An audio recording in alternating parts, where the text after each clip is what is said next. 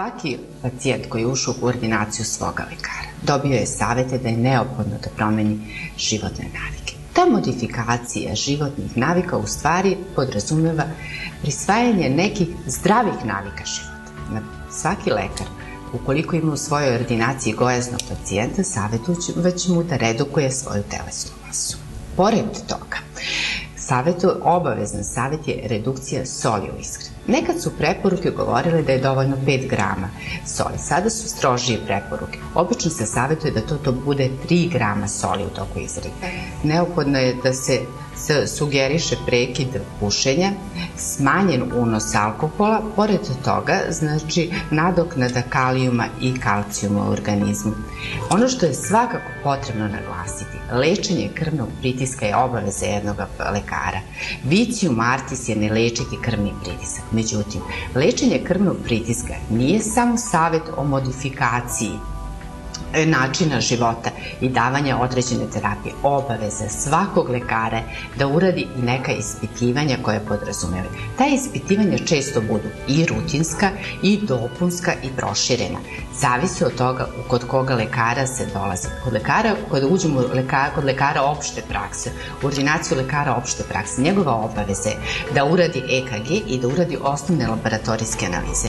Osnovne laboratorijske analize koje se rade tada su sedimentacija sa komplet krvnom slikom. Radi se urin, urea, kreatinin, mokraćna kiselina. Oni parametri koji pokazuju kakva je funkcija bubrega, pored toga radi se kalijum, znači da bi znali koliko su te vrednosti zbog lekova koje dajemo našim pacijentima, glikemija, da li postoji dijabet ili ne.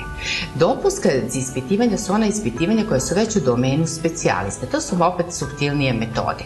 Tada se radi ultrazvuk srca, radi se, pored njega radi se ispitivanje postprandijalne glikemije ukoliko su vrednosti glukoze negde granično visoke, jer rade se ispitivanja koje podrazumevaju da se vide kakvi su kvalitet krvnih sudova vrata, koji su najdostupniji, ili femoralnih arterija. Oni nam obično daju dobru sliku kakvi su nam i ostali krvni sudovi.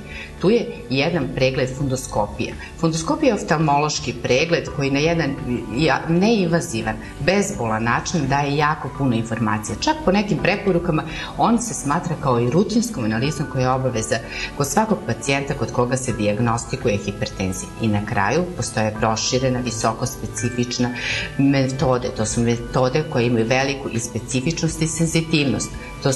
To je već u domenu subspecijaliste kada se vrše različite ispitivanja, funkcije srca, bubrega.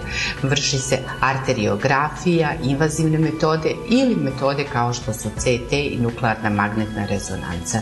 Endokrinološke ispitivanja stanja hormona, katekolamina, kortikosteroina i aldosterona.